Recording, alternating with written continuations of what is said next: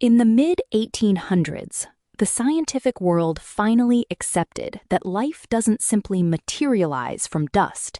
It requires a physical parent to exist. Sarah Waring, writing for Eurozine just days ago, revisits the experiments that overturned the theory of spontaneous generation. It is worth pausing on how this history sits next to David Dayen's piece from earlier this month in the American Prospect. Dayen observes a quiet collapse in the surveillance systems designed to track and stop the spread of biological threats through the food chain. There is a strange dissonance in knowing exactly how a parasite moves, yet choosing to look away until the bill arrives at the grocery store. David Dayen, writing earlier this month, connects the rising cost of a hamburger to the return of a flesh-eating parasite in Texas. The piece argues that political disinvestment in funny-sounding government programs has real consequences. Listen for the specific history of the sterile fly program, those millions of irradiated insects airdropped over the Panamanian rainforest. It shows exactly what happens when a boring but effective defense system is allowed to crumble. The primary driver of inflation in the U.S. economy, the forever war in Iran, has not yet taken full effect. Now we found an entirely new driver. Last week, the flesh-eating parasite known as the New World screwworm was found in a calf in Texas. A second case was identified about 5 miles away shortly thereafter. A third case was found in a dog.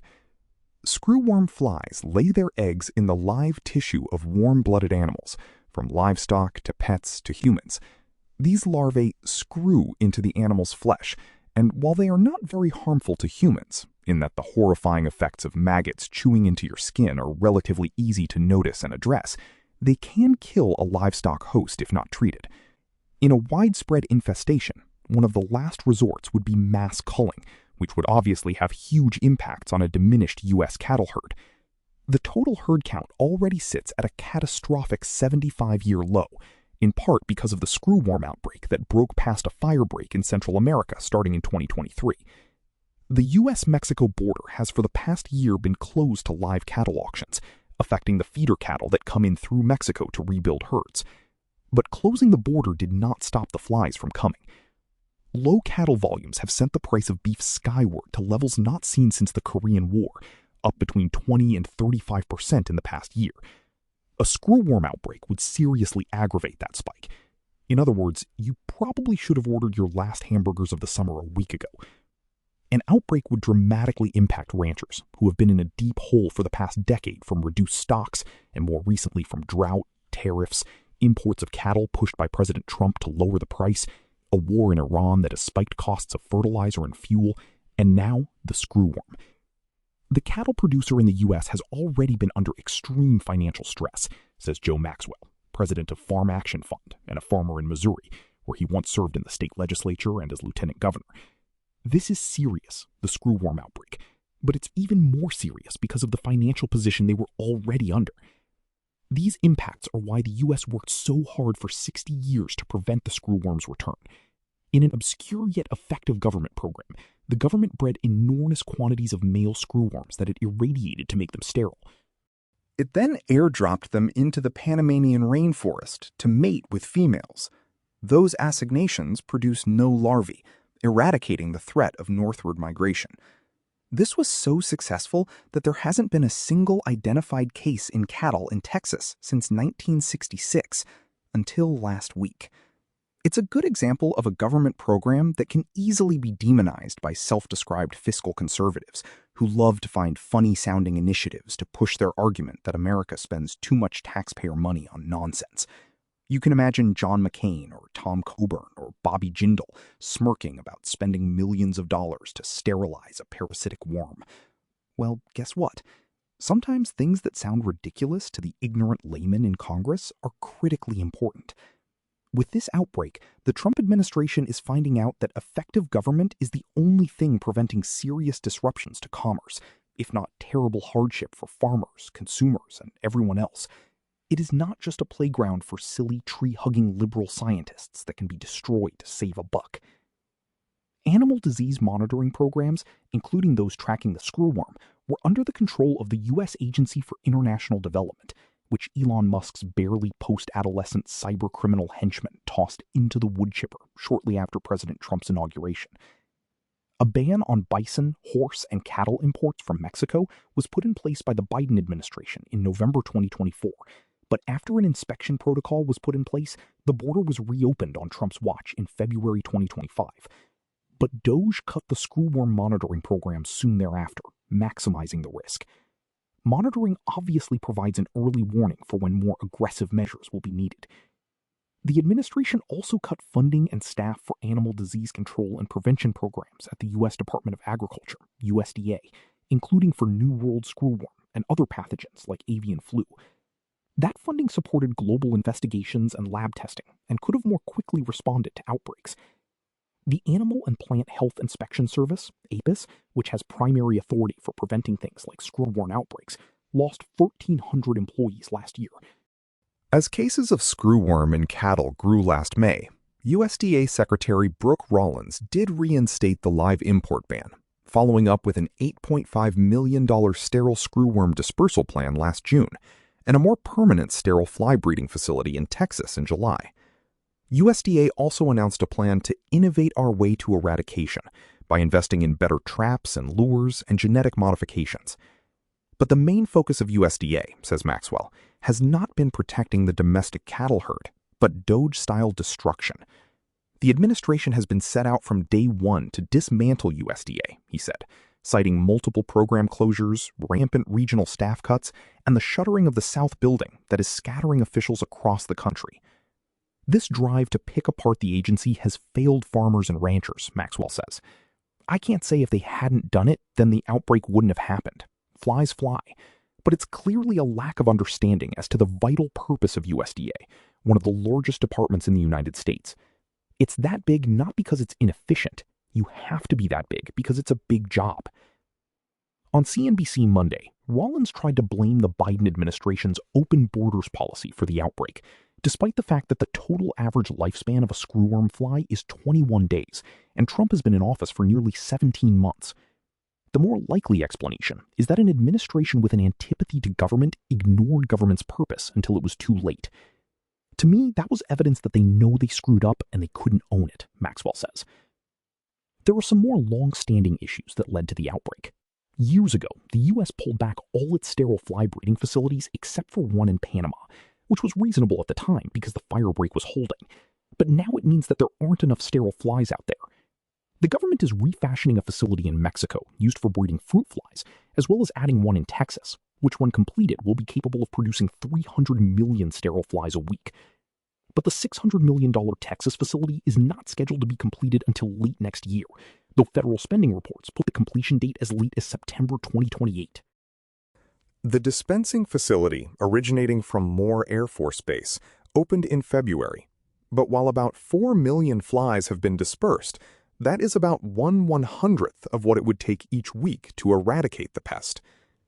Once the screwworm is detected inside the U.S., the normal movement of livestock across the country, from ranches to slaughterhouses, makes it extremely difficult to quarantine the outbreak, even if ranchers fully report the cases, which is unlikely because the impacts to their bottom lines are so dire.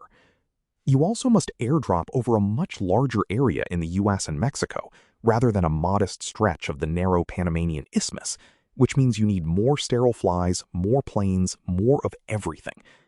In other words, staff for monitoring, tracking, and early detection is as important to eliminate the threat as the sterile insect technique that eradicates after the fact. You need boots on the ground for surveillance, Maxwell said. They set up traps and determine the advancement of these flies. Where do we have to be to get ahead of them? That takes boots on the ground, and at the county level, you can't convert people because they're not there. Texas Senate candidate James Tallarico, Democrat from Texas, has called for a reinstatement of full personnel at USDA to respond to the outbreak. Even Republican Texas Agriculture Commissioner Sid Miller has criticized USDA because it, quote, moved too slowly and relied solely on a partial solution that takes years to fully implement. Inadequate detection is part of that. Miller has said that the whole state will likely be infested in 6 months. The last screwworm outbreak in the US was in wild deer in the Florida Keys 10 years ago, and it was contained. Rollins is claiming that there will be no wide-scale infestation in the country. Of course, she also said it wouldn't reach here at all. But anti-screwworm eradication efforts in 1976, when the parasite was more prevalent in Mexico and there were isolated cases in the Southwest, cost the equivalent of $732 million to Texas livestock producers and another $1.8 billion to the broader economy in today's dollars, according to an APHIS report. And that was without screwworm sightings inside the country. Already, Canada has blocked livestock from Texas, the first major economic impact. Limiting movement through quarantines would arguably be a better scenario than dying and wasting cattle, but it will still leave a mark. And it's impossible to rebuild the cattle herd when this threat is imminent. As my colleague Gabrielle Gurley wrote last year, the fact that flies like the screwworm thrive in hotter climates can increase risk from this and other pathogens. It's yet another example of the threats to long, intermediated supply chains, whether disease or natural disasters or ongoing wars. Climate change is already hitting us all directly in the wallet, in this and dozens of other ways. But the titans of commerce have yet to understand and take action to mitigate these risks. But we know that government plays an indispensable role in that. Nobody gets credit when something bad doesn't happen. That doesn't make spending the time, resources, and effort on prevention wasteful or unnecessary. Dayen leaves the listener with the image of a firebreak in the Panamanian rainforest that has finally buckled. The return of the screwworm to Texas represents more than a failure of border policy. It marks the collapse of a 60-year effort to use sterilization as a wall against a parasitic life cycle. Notice how Dayen treats the fly's return as a consequence of human neglect, a predictable result of letting a mechanical defense system rust. Turning to Sarah Waring, the perspective shifts from the cost of beef to the very nature of how life moves. Waring revisits a time when scientists actually believed parasites like these could emerge from thin air, the recipe for mice or the spontaneous generation of lice from excrement. Read alongside Dayen, the historical debate between Pasteur and Pouchet feels less like a dusty academic dispute and more like the blueprint for modern biosecurity. If Pasteur hadn't proved that life requires a progenitor, the sterile fly program would never have existed. The discovery that life cannot be conjured from a soiled shirt and some wheat grains was supposed to give us total control. But as Dayen shows, that control only lasts as long as the infrastructure supporting it. Competing for the origin of life. Darwin may have convincingly described the origin of species, but he was careful to avoid theorizing on life itself. Bold contemporaries, meanwhile, publicly pitted spontaneous generation, inspired by the recipe for mice, with exhaustive experiments on broth. While Pasteur's persistence was rewarded, the origin of life remains mysterious to this day. For this is why not only lice, bedbugs, fleas, and helminths come into being as the guests and neighbours of our wretchedness, and are born from our inmost parts and our excrement, but also, if a soiled shirt is placed in the opening of a vessel containing grains of wheat, then within a few days the leaven, which has been absorbed from the cloth and transformed by the scent of the wheat, turns the wheat itself, covered in its own husk, into mice. Above is an excerpt from Ortus Medicinae, a work written in the first half of the 17th century by alchemist and physician Jan Baptist van Helmont, 1580 to 1644. In this so-called recipe for mice, he put forth one of many arguments in favour of vitalism, the theory that living organisms can arise spontaneously out of non-living matter. Proponents of vitalism believed that life was purposefully organised and that it could not be understood merely as a result of mechanical processes. Rather, life was governed by a certain innate vital force, vis vitalis, that distinguished the living from the dead. By the mid-19th century, it was already long established that neither lice nor mice could arise spontaneously. They must have parents. But microscopes had opened up a previously invisible world of microscopic organisms, and in studies of nutrient liquids like meat broth or hay extract, it seemed as though such living creatures could actually arise spontaneously, even when the nutrient liquids had been sterilized through careful heating. French scientist and physician Félix Archimede Pouchet, 1800 to 1872, was one of the foremost proponents of vitalism. In 1859, he published Heterogenia, a work in which he claimed to present indisputable experimental proof that microorganisms could arise spontaneously in sterilized nutrient liquids. His reasoning suggested the presence of a God-given force that organizes all living things, a force that attracts and arranges lifeless matter, and that continually acts in opposition to processes of decay. However, the book's conclusions contradicted a different, growing school of thought, which asserted that all life, including microscopic life, must have parents, and that such parents had reached the sterilized nutrient liquids of Pouchet's experiments via airborne particles and dust. To resolve the question of spontaneous generation and settle the fierce debate surrounding it, both within and outside of scientific circles, the French Academy of Science organized a competition in 1859, which offered a gold medal to the value of 2,500 francs, equivalent to almost 100,000 euro today, to a scientist who, through rigorously conducted experiments, shed new light on the issue of so-called spontaneous generation. The question of life's origin was to be resolved, and a winner to be selected by a commission of prominent and reputable scientists from a range of related disciplines.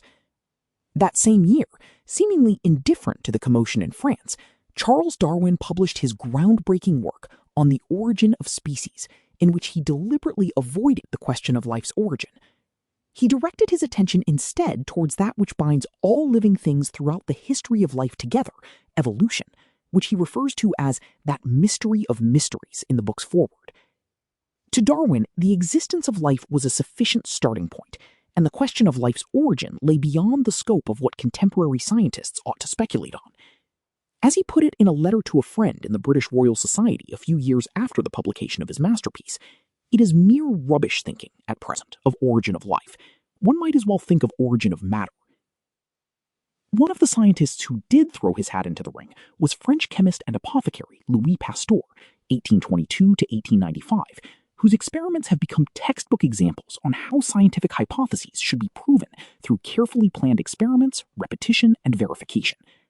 In one of his most decisive experiments, nutritious meat broth was heated to the point of sterilization inside a flask with a curved neck that tapered into a narrow opening. The flask, known as a swan neck flask, was sealed upon sterilization and later opened to expose its contents to the surrounding air. Save for the use of swan neck flasks, Pouchet had conducted very similar experiments and claimed to have found that microorganisms can grow in sterilized nutrient liquid no matter what kind of air it is exposed to. Polluted Paris street air, air collected during a costly expedition to the Maladita Glacier at an altitude of 3,300 meters, where the air was considered exceptionally pure and free of microscopic life, and even artificial air enriched with oxygen, a component that Pouchet and his colleagues considered one of the necessary conditions for spontaneous generation. To expose the sterilized broth to the oxygen-rich air that Pouchet claimed was necessary for life to arise, Pasteur opened the narrow mouth of his swan neck flask, and although the broth now came in contact with the air's oxygen, most samples remained completely clear and free of microscopic life. The cleaner the air, if the flasks were opened at high altitudes, for example, the fewer of the broth samples were clouded with microscopic life. When the flask neck was instead broken off closer to the base, so that the air made direct contact with the liquid without passing through the long, thin neck, the broth quickly became clouded. The same thing happened when an intact flask was shaken so that its liquid came in contact with the inner surface of the neck. The results indicated that airborne microscopic particles were the carriers of life. They stuck to the inner surface of the flask neck while oxygen-rich air passed through, which was precisely the hypothesis Pasteur had assumed, and the very reason behind the flask's clever design. Nevertheless, Pouchet defended his conclusions and claimed that Pasteur's prolonged heating process had destroyed the broth's vital force. Yet when the French Academy of Sciences Commission responded to the criticism by requesting the experiments be repeated, Pouchet declined, upon which the commission validated the exactness of Pasteur's experiments and unanimously declared him victorious. The debate continued for some time, motivated in part by the occasional presence of living organisms in Pasteur's experiments.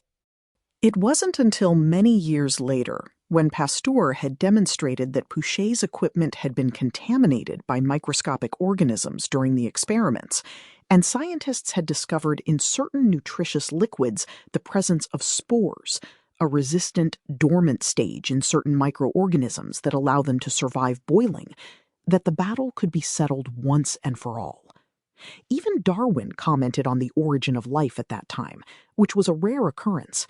He wrote in a letter dated 1871, "But if, and oh what a big if, we could conceive in some warm little pond, a protein compound was chemically formed, ready to undergo still more complex changes." To this day, Darwin's hypothesis about a primordial non-living environment in which the first seed of life once came into existence remains influential among the many researchers who attempt to answer the question of life's origin. Yet now when they speak about this pond, they refer to something close to 4 billion years old. In addition, the protein compound Darwin speaks of has in several models been replaced by self-replicating RNA molecules, which are believed to have started the chemical process that remains ongoing in all known living things. Despite all progress made in the name of science, no one has yet conducted an experiment in which life arises spontaneously out of non-living matter. Yet at some point, somewhere, life came into existence. The question of how it did still remains. J.B. van Helmont, Ortus Medicinae, Amsterdam, 1648, page 70. English trans, Oriatric or Physic Refined, 1662. Compte rendu hebdomadaire des séances de l'Académie des sciences, number 50, 1860, page 248. C. Darwin, On the Origin of Species, John Murray, 1859. C. Darwin, Letter to J.D. Hooker, Darwin Correspondence Project, letter number 4065, 29 March 1863. Louis Pasteur, Sur les corpuscules organisés qui existent dans l'atmosphère, examen de la doctrine des générations spontanées, leçon professée à la Société chimique de Paris, May 19, 1861. Compte rendu hebdomadaire des séances de l'Académie des sciences, number 55, 1862, page 978. C. Darwin, Letter to J.D. Hooker, Darwin Correspondence Project, letter number 7471, 1 February 1871. Published 17 June 2026. Original in Swedish. Translated by Helga Ström. First published by Glanta 3/4/2025. Swedish version. Eurozine 2025. Contributed by Glanta at glanta/Eurozine. PDF/print. Newsletter. Subscribe to know what's worth thinking about. Pasteur's swan neck flasks proved that life requires a physical path and a progenitor. Today, as surveillance budgets shrink and parasites find new gaps in the shipping and transit infrastructure, that 19th century victory feels fragile. Understanding how a pathogen travels is only half the battle. What's left to sit with is the widening gap between biological certainty and political indifference. If the mechanics of contagion are no longer a mystery, why does the collective will to intercept them continue to falter?